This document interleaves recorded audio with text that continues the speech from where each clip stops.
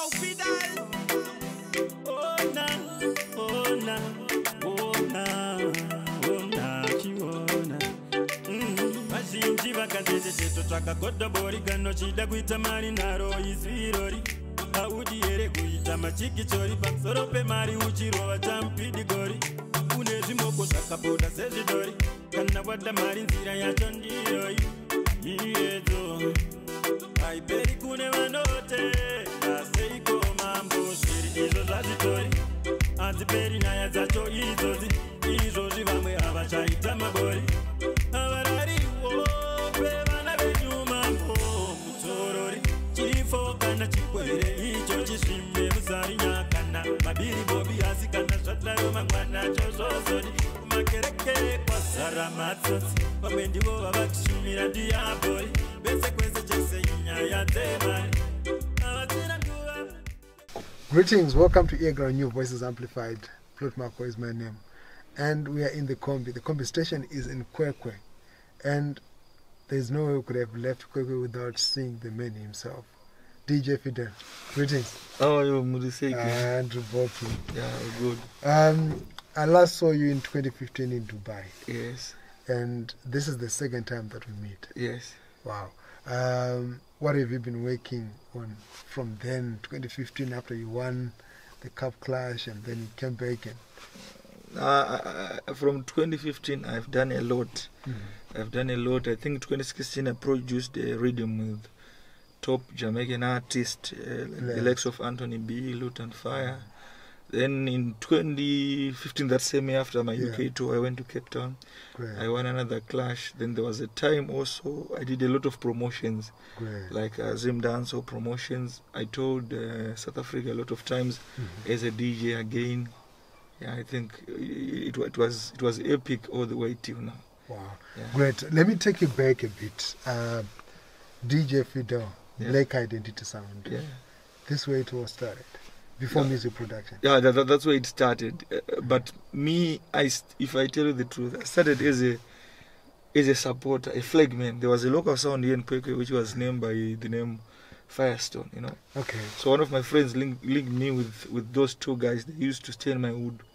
Then we went there. From that time, they used to give me the t-shirts, like Firestone t-shirts. So wherever they go to play, I used to hold the flag for them. Oh, that was early 2001.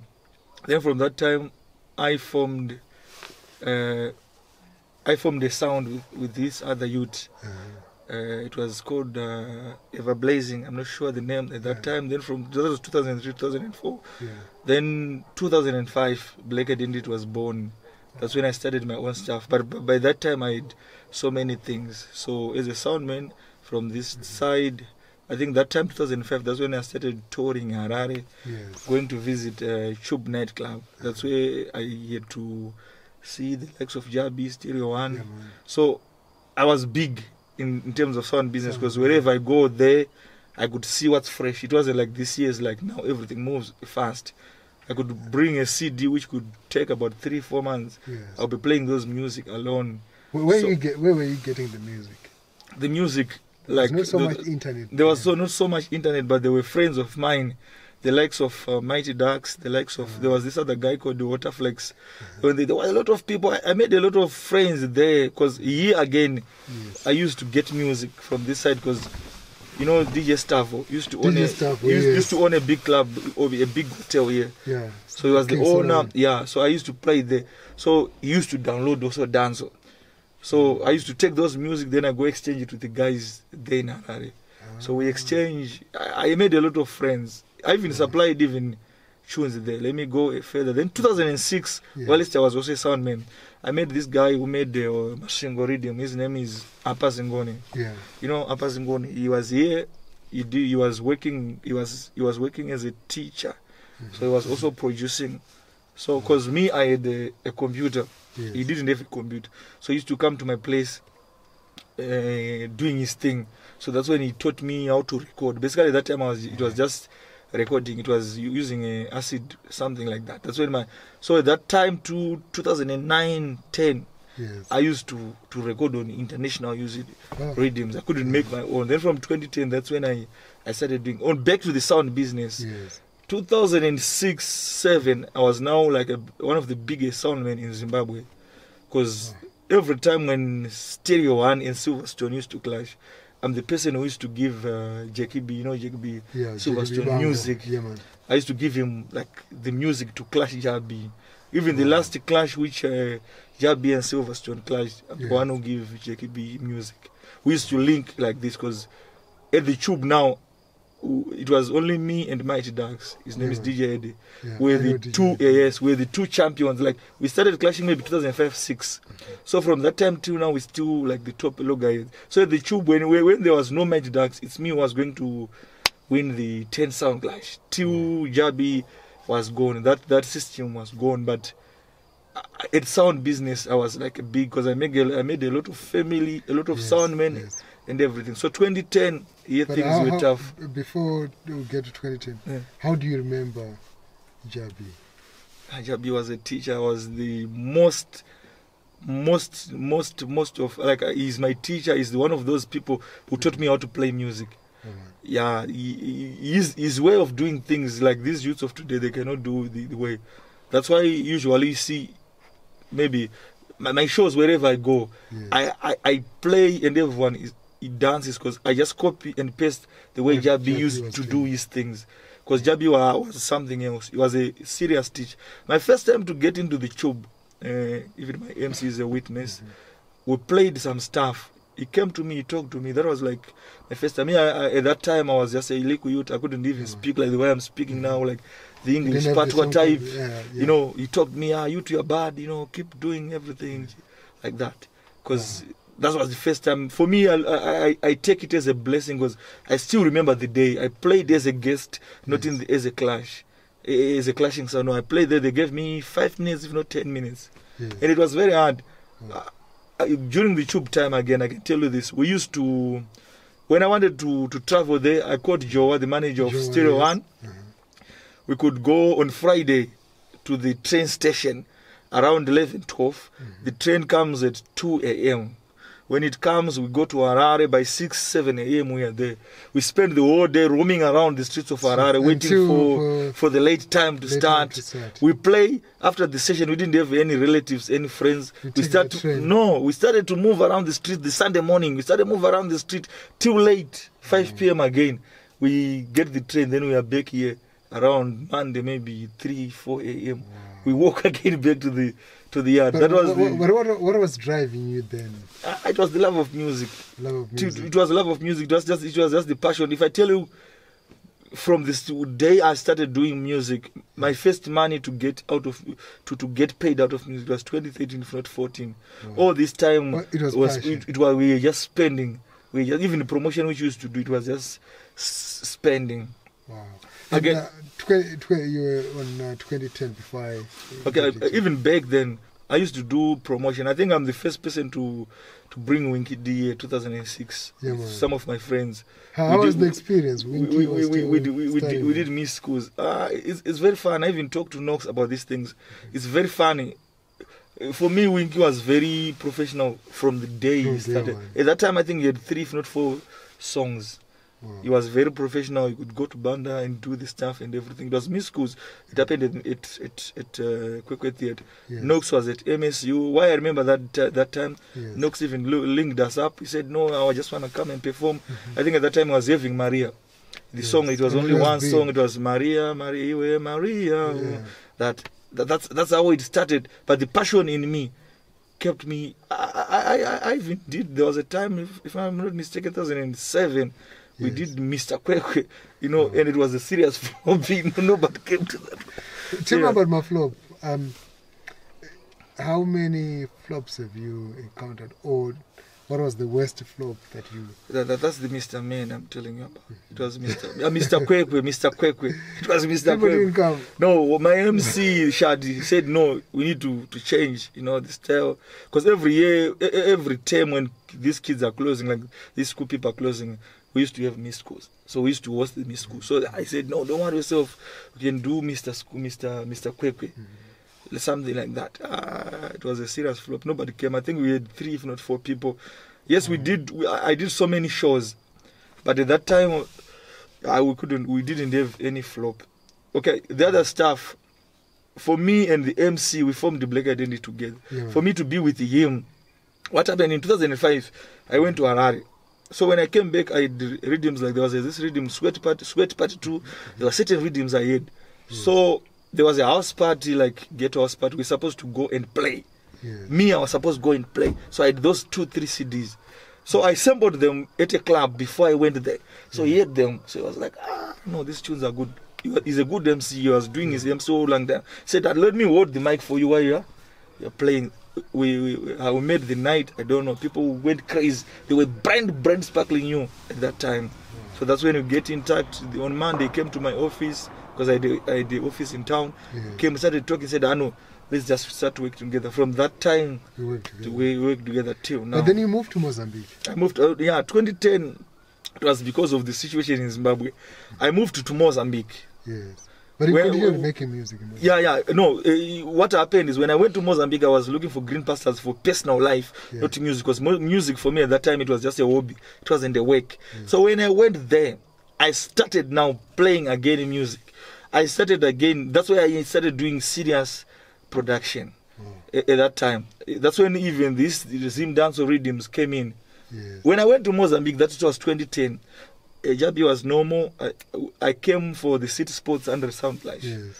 I won that in 2010. Coming from Mozambique, I came there. It was hosted by Stereo One again. I think Ether Tony and the whole crew was there. Joe was still there. I won that 2010. So from that time, when I came back, I saw, I think Freeman had the Joiner City. I said, no, let me start doing the rhythms. One of my uncles is a witness there. He stays in Knifefield. I told him, like, no, when I'm going back, I think another guy is Lewa Scatter. He stays in where we were part and parcel of the team. I said that this time I'm going to Mozambique, I want to start doing rhythms.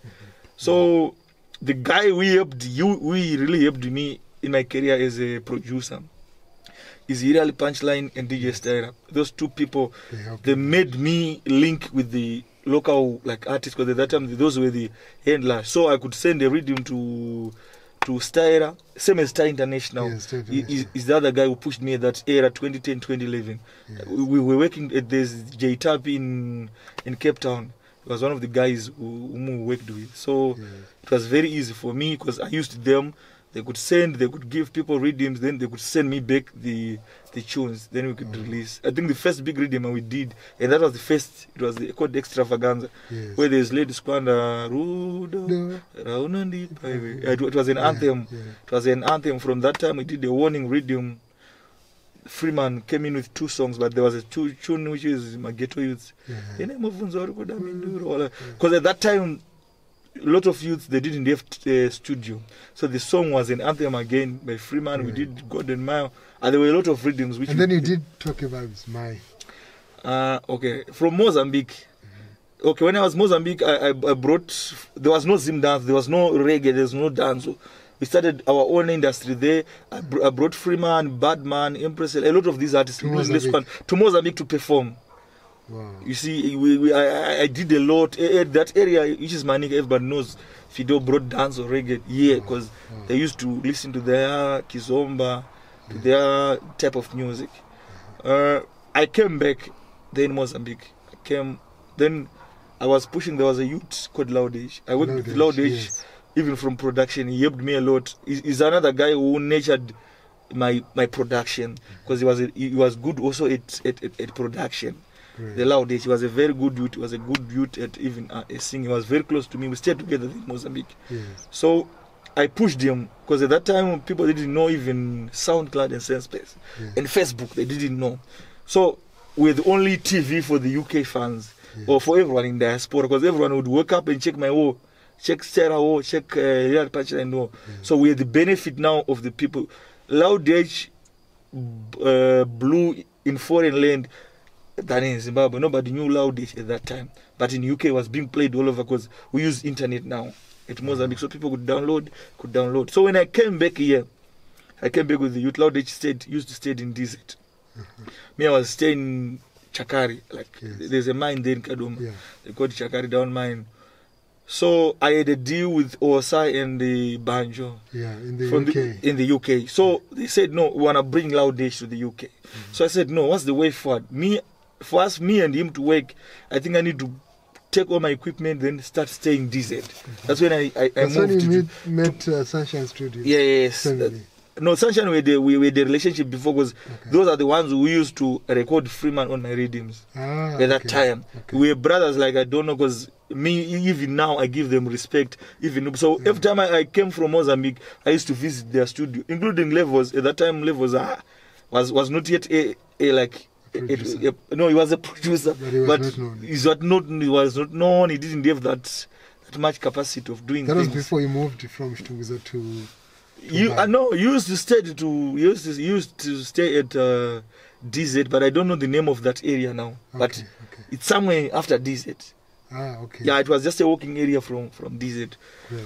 Okay, so when I went to DZ now, because we wanted to have a tag team with Loud H, we did an album called Kishema Kwang. It was a big album, and that song still it's a very big song, because we're working. That project was working towards for him to fly to UK. Yes. They had a tour there in UK. At that time now, that's when the likes of Sekalas, Killer T, the Jalavs came in, because at that time, Pujishona Mountain Dairira. I made, I don't know. Yes. Every artist could come in. Then the minor stuff, let me answer you. Toki came to me with, there's this manager who used to manage, what do you call it? He used to manage Lady Squander, DJ Sparks. DJ Sparks. Yeah, yes. he's one. Yes. Sparks came to my studio collecting some beats which I did record the Squander. Squander had some shows, he had some shows in Cape Town. So they said, no, go to Fydale and collect beats, because at that time there was no WhatsApp, there was no this stuff. So you had to take a bus to come to come and collect and move them there. So he came in. So when he was coming, he saw Toki in town. So he said, no, I'm going to Fydale. Fydale was a big brand at that time, Yeah. So Toki said, no, go with me then. So me and I'm fan of Toki. Then he was like, at that time they don't mundu mari yakawanda customers. So Sparks said, I'm fan of Toki, akamboda ichi saka chita say umbetsere chichi. Toki was, even now I think that's the way he is. He had a drive in him. He had a very big drive, trust me. We did a song, that was our first song together, Then from there, he used to come, you could see him by 6 a.m. by your doorstep saying, I'm there and away a song, yeah, how far? How far? We did a lot of projects together. I think at that time, I come someone's. But for me, the relationship with me and with a lot of artists, then there was, at that time when I was doing my works and everything, there was this guy, Toro. Yeah, Toro. Toro was a brother, because Aisha Ndani Danger Zone family inina ngondi supporto mashure. So he said, ndikutsvaga vafana vekuita ndikushanda nawo. Ndikati nawo madezi ana vanhu next studio kwangu vasina vanhu vashanda nawo. It was Lipsy and Toki. Zvanzaura tabo nditire plan chichi. Because inini ndaishanda naToro personally. I think Toro akatombondipa graft rekutanga kuti ndimitire show yanzi Toro Ghetto Invasion, where there was King Alfred and everything. I organized everything. I linked up. That was the first show, must be 2013 end. That was his first show. So after we did a successful show, I said, I know, chimtsagira fana kuita yekushanda nawo. Ndikamulinga na Toki. We did everything. So pane pakazokuita kakutonzera ngati Toro nemvano wakomita muenderere. They went.